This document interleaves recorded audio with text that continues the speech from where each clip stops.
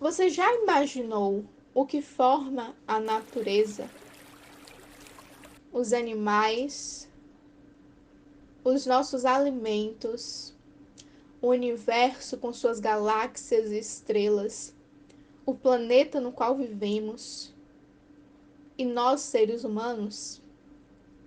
Bem, tudo isso é composto por átomo. Cientistas vêm estudando este conceito há muitos e muitos anos. E sabe-se que o átomo é uma partícula tão pequena que uma simples bolinha feita com a ponta de um lápis deve conter cerca de 1 quadrilhão dessas partículas. Modelos atômicos, então, foram criados para tentar explicar o que é o átomo e como ele se comporta. Dalton em 1808, Thomson em 1887, Rutherford em 1911 e Niels Bohr em 1913 são exemplos de modelos atômicos que cientistas proporam para tentar trazer essa explicação. Porém, muito antes disso, na Grécia Antiga, filósofos gregos já se questionavam sobre o que era o átomo, o que formava a matéria. Exemplos deles são Leucipo e Demócrito. De acordo com esses dois filósofos, os átomos que compunham os objetos possuíam as mesmas características dos objetos que os formavam. Sendo assim, por exemplo, uma cadeira é azul porque os átomos que a formam são azuis. Então, o átomo era uma partícula fundamental, era o que compunha tudo. Essa teoria, esse pensamento foi deixado de lado por um tempo. Porém, John Dalton trouxe de volta este questionamento para a sociedade, para a filosofia e para a comunidade científica de um modo geral.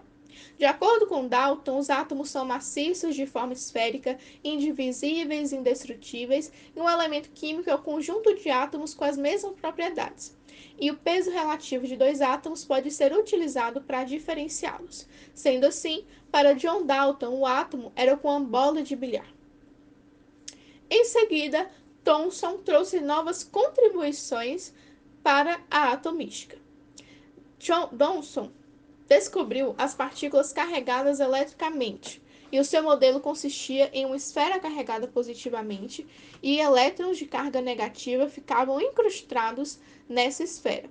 E a quantidade de cargas positivas e negativas seriam iguais, e dessa forma o átomo seria eletricamente neutro. Sendo assim, surgiu o modelo pudim de passas.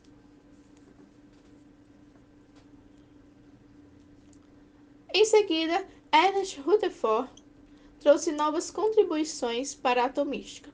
Um átomo, de acordo com Rutherford, é composto por um pequeno núcleo carregado positivamente e rodeado por uma grande eletrosfera, que é a região em volta do núcleo que contém elétrons, ou seja, cargas negativas.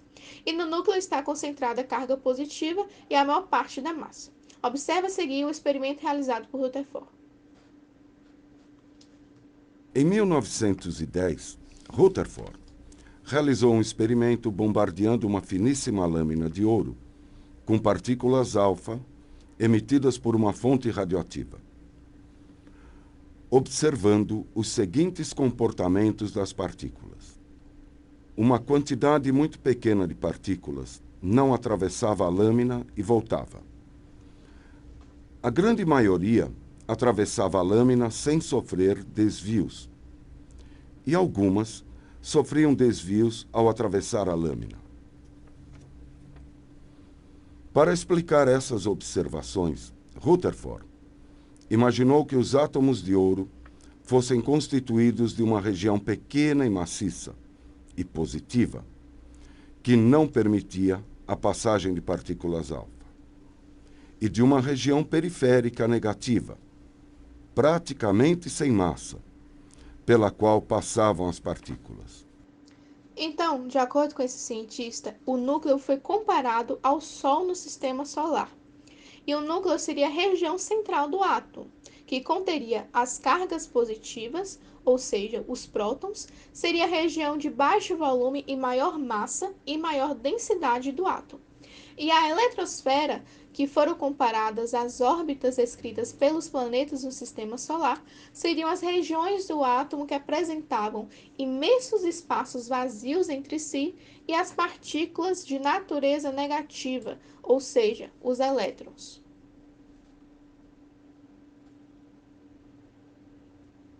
Porém, problemáticas foram associadas a esse modelo.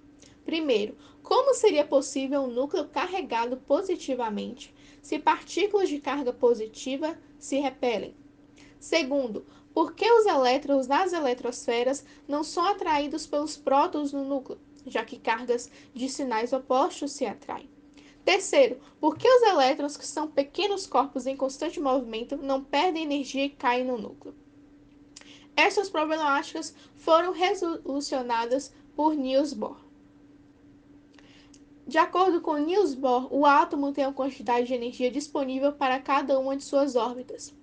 O seu trabalho foi basicamente um aperfeiçoamento da teoria dita por Rutherford. De acordo com Bohr, existia o princípio da quantização da energia atômica, e cada elétron move-se em uma órbita, chamada de estado estacionário. Sendo assim, existem apenas 7 níveis de energia, ou camadas eletrônicas, que são representados pelas letras K, L, M, N, O, P e Q. E quanto mais longe do núcleo, maior é a energia dos elétrons localizados. Sendo assim, por exemplo, um átomo que está em N igual a 2, ou seja, no nível eletrônico L, quando ele recebe algum tipo de energia, ele entra no estado excitado e acaba emitindo energia na forma de luz.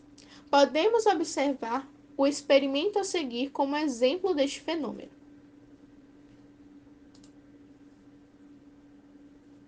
Reproduzir, né, de forma mais simples o experimento de Bohr, beleza? Então, inicialmente, a gente vai só umedecer aqui o bastão de vidro. Isso aqui é sal de cozinha, tá? Sal grosso e sal de cozinha. Então, eu quero que vocês observem o que vai acontecer com a chama. O que aconteceu? Ela ficou mais laranja. Ficou mais alaranjada. Então, na verdade, por que isso acontece? Porque os átomos, os elétrons, na verdade, eles saem de uma camada, pelo calor aqui, eles se excitam e vão para uma camada mais externa do átomo. Mais inferior. Mais externa, ok? Que tem mais energia.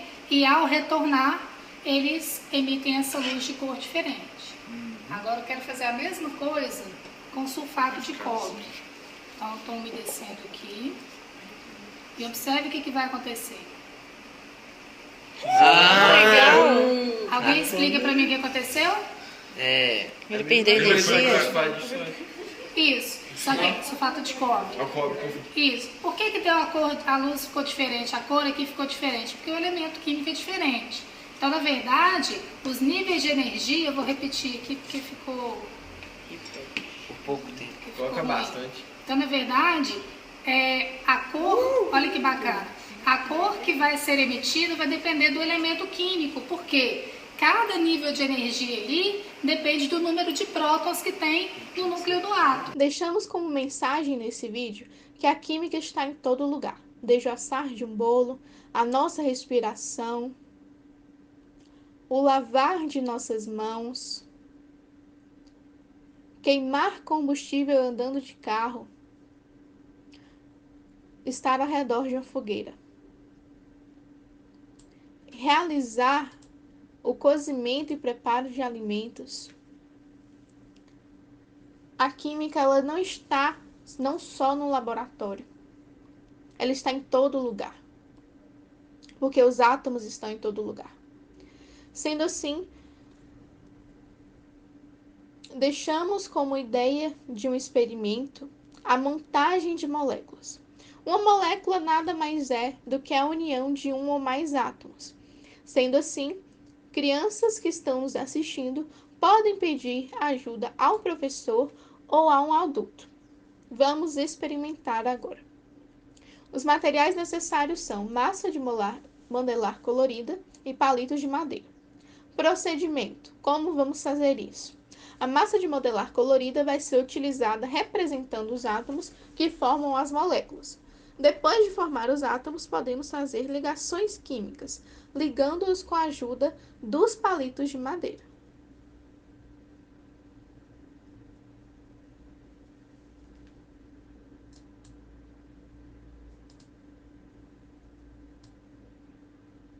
Desde já, agradecemos pela audiência, muito obrigada. A realização desse vídeo foi feita para o projeto de extensão Semeadores de Livros do IFBA Campus Vitória da Conquista. Roteiro, narração e produção deste vídeo foi feito pelo bolsista extensionista Esther Coqueiro. Vitória da Conquista, 2023.